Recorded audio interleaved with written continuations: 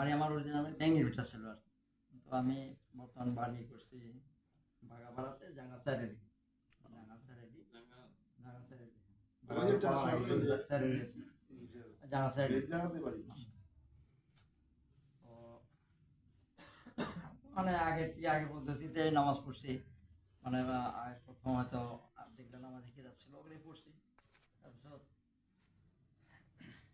আপনার আসরে থানবীর কিতাব প্রথম খণ্ড দ্বিতীয় খণ্ড সবগুলো আছে ওগুলো পড়ছি, ওগুলো ওই পদ্ধতিতে নামাজ সব পড়ছি আর কি। ওখানে তো ধরেন রিটায়ার হওয়ার পরে তখন একটু মনে করলাম যে কোরআন হাদিসগুলো একটু বেশি পড়ি। আমি 21শে নভেম্বর এখন বুখারী শরীফ নিলাম। তারপর কোরআন তর্জমা তো আগে করছি, তারপরে তফসির পড়লাম। তো পড়তে মানে আগে থেকে অনেক ছোট থেকে আমি মানে কিছু কিছু সংস্কার যেগুলো ছিল ধর্মের হোক আর এমনি দাদি হোক নানি হোক যেগুলো করছে আমি প্রোটেস্ট করছি আর কি, ওগুলো করেনি। তো যাই হোক আর কি এই কিছু একটু দেখলাম আর কি, বিসঙ্গতি দেখলাম যে কিছু বিসঙ্গতি দেখা যাইতেছে। এটা নামাজের দাঁড়ানি বা এইটা নিয়ে এগুলো দেখলাম হয়তো হুজুরতে বিভিন্ন জায়গাতে আর কি দেখলাম। তারপর ভালো করে স্টাডি করি আর করার পরে না এটা আসলে আমরা যেটা করতেছি বা আমরা যেটা করতেছি এটা সঠিক নয়। আমি কিতাবে যেটা কোরআন হাদিসের মধ্যে আর কি চলার জন্যই করলাম আর কি। আমার কাকা যারা ডক্টর ফজলুর রহমান ওনাকে বললাম আমি তো কিতাবে এরই পেলাম, আমি কিন্তু এইভাবে এটা তো আসলে এটাই ঠিক, আমরা যেটা করি আমরা যেটা আসলে ই না আর কি।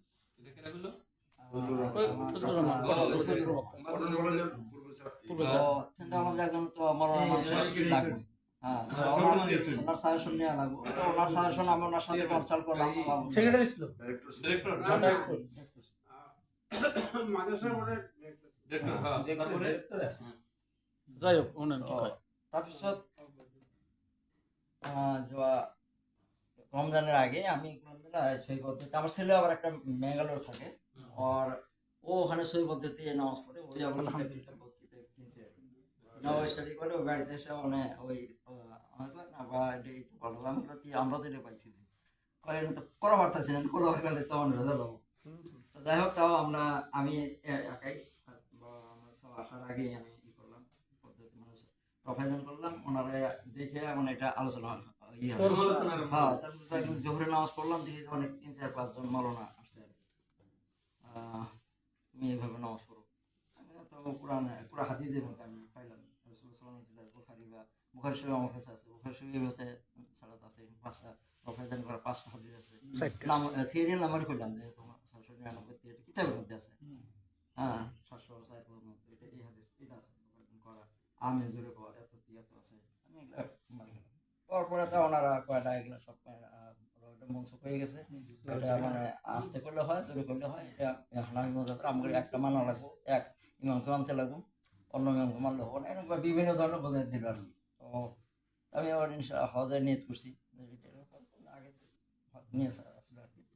তো ঠিক আছে আমি যতটুকু পারি করলাম, বাড়িতে করি ওখানে খালি সালাত মানে খরচ নষ্ট করে বাড়িতে এসে সালাত নামাজগুলো করি।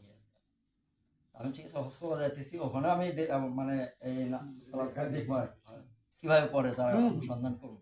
তো আমি না হজ করছি, আমি খুব এই দিক দিয়ে খুব দিনের দিক দিয়ে মানে খুব মানুষের অহংকার মানুষগুলো ইমাম কিভাবে নামাজ পড়ে ওগুলো দেখছি আর কি।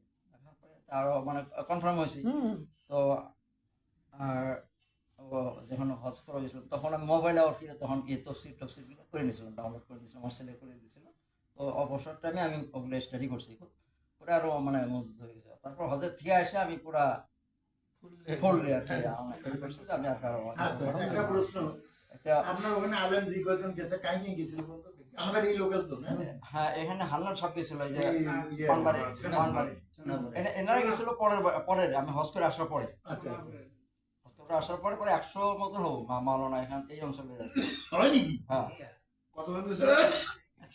মসজিদটা ভর্তি মোটামুটি আমার অঞ্চলে যেগুলো মাওলানা বসে আছে অঞ্চলগুলো বেশি দিয়ে নেওয়ার মধ্যে পানবাড়ি দিয়ে গেছিল, ঢাকাবাড়ি দিয়ে গেছিল আর 3 মাদ্রাসার থেকে ওনার 3 হুজুর মানে আসছিল। খারাপ ভাবে কিছু কইছে না? খারাপ ভাবে একটু কইছেই, ওনারা কই দিছে নি কতটুকু কইছে খারাপ ভাবে? কত ভ্রষ্ট হয়ে গেছে আপনি জানি কাউকে দাওয়াত দিতে পারে না, আপনারা খুব লক্ষ্য কম চেক দিয়ে রাখবেন, প্রোটেকশন দিয়ে রাখবেন আর কি, কেউ জানে না মানে দিনের কথা বলে। কতদিন হবে এটা? বলতে পারবো না।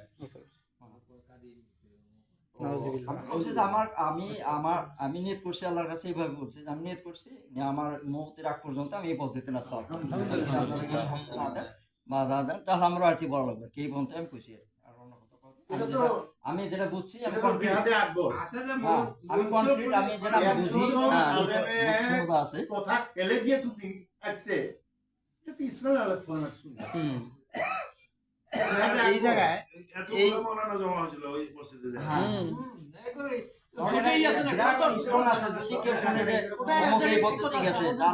যেভাবে হোক তারপরে আমার বাড়িতে অনেক মরনা গেছে কয়েকবার 2-3 গ্রুপ গেছে তারা যে বলছে আমি মানে তাদের বলে দিছি হ্যাঁ তো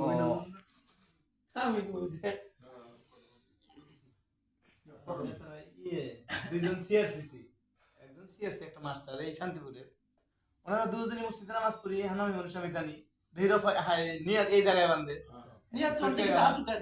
না হাত উঠে না এই জায়গায় নিয়ত বাঁধে আমি চটকে গেলাম পরে বাড়ায় জিজ্ঞেস করলাম তো ওরা এই কথা কোনোদিন মানে না যে আমি আহলে হাদিস আপনি না জানেন নাকি উনি সামনে বলে না যেটা আমি হাদিস কোরআনে পাইছি আমি তাই করি কিন্তু আমি কোনো আহলে হাদিস করি আচ্ছা আমি করে মতো করে করে বললাম তোমার আহলে হাদিস হওয়ার দরকারই তুমি এরকম করে করো তাই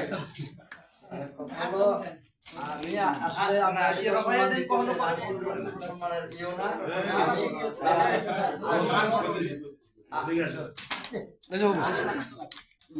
ও মনে আমি আমাকে বলতে আমি রফায়দান হয়ে গেছেন আমি কোন রফায়দান না আমি হানাফি আমি সহি পদ্ধতিতে সালাত করতেছি আমি আর কিছু নাই হ্যাঁ সবারই একটা ফটো সম্পূর্ণ নিয়ে হ্যাঁ রাখ